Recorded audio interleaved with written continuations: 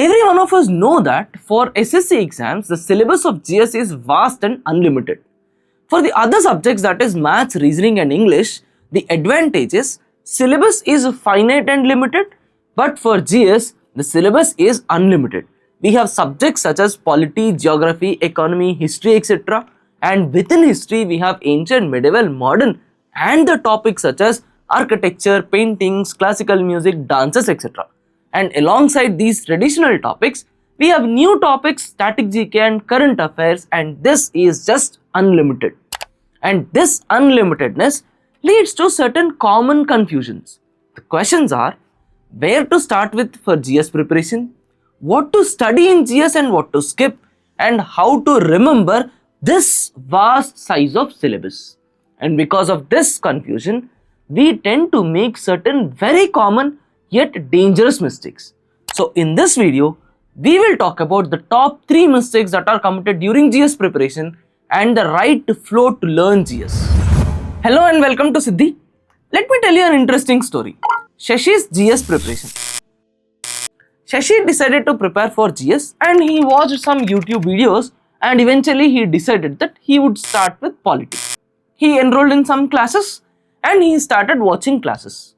After some days, Shashi felt that there are 50 to 60 more videos within polity itself, and if I continue watching one class per day, I will not complete syllabus within time. So he prepared a schedule and he wanted to binge watch all the videos within 10 days and he wanted to prepare notes. He thought that if I complete all the videos within 10 days and make notes, I can switch to other subject and meanwhile I can also revise polity. And he started binge watching videos. Day 1, day 2, day 3 continued, and eventually in the next 15 days, he successfully binge watched all the videos and he prepared notes. And he did the same thing for all the other subjects. For every subject he prepared notes, he completed everything and he thought that his GS preparation is finally complete. And when he went to exam hall and he saw a question, his inner voice was, I saw this question somewhere. This topic was definitely discussed by sir in the class, but I don't remember it. And for some questions, he got confused between the options and ended up marking them wrong. So, in this entire process, the mistake that Shashi did is, he binge watched the content and he transcribed all the classes into bulky A4 notes.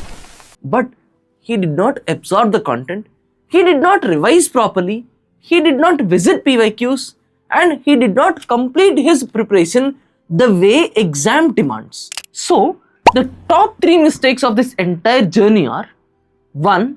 Not understanding the demand of the exam. What we usually do is, we pick up a subject and we start with topic number 1. But the fact is, every exam has an examiner and every examiner has got his own favorite topics. These favorite topics are reflected in the PYQs. So we need to analyze the PYQs, recognize the favorite topics of the examiner and prepare that subject according to the PYQs. Second mistake, binge watching the entire content. When we binge watch the entire content, at times we even fall asleep. And we don't write any kind of notes when we are watching it like that.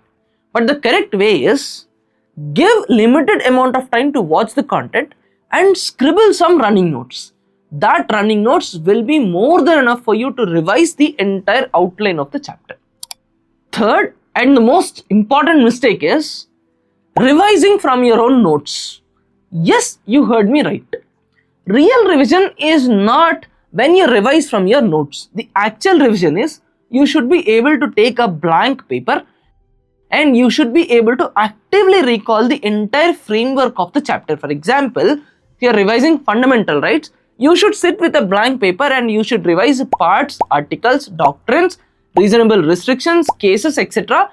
And you should be able to actively recollect the facts that are present inside each of those subtopics. So that is real revision. Revising by seeing the notes and highlighting points with the help of red lines and multiple colored highlighters is not the way to revise GS. So, the right way of preparing for GS is, understand the syllabus and the priority focus areas and then you attend the classes. When you are attending a class, make sure you prepare a running notes. In the running notes, mention all the most important keywords that are necessary to revise this particular topic. And once you complete the class, read your notes once and take a look at the PYQs. You must analyze the PYQs at this point of time to understand the types of questions that they are asking from this particular topic. In fact, in my GS classes, I come up with this analysis first. I tell you what are the focus areas of that particular topic, and then I dwell into the topic.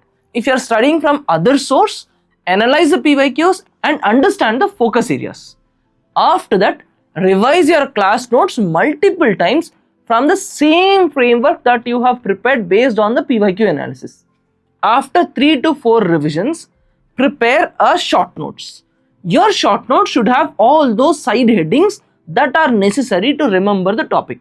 So from now onwards, use the short notes, use that framework and revise the topics without seeing, and if you are not able to recollect something, then you refer to the main printed notes that you have. After multiple revisions like this, write sectional tests and topic tests for each of the topics, and you will remember GS for eternity. And even if you are preparing for SSC cycle of 2026 and you are about to start your GS preparation at this particular point of time, stick to the same flow. Do not binge watch content. Don't rush your preparation. Realize that the real aim is to score 55 out of 70 in Tier 2 of 2026. Tier 1 is just qualifying in nature. In Tier 1, aim in such a way that you are scoring 135 out of 150 in rest of the 3 subjects and you score 20 to 25 in GS, you will definitely qualify Tier 1.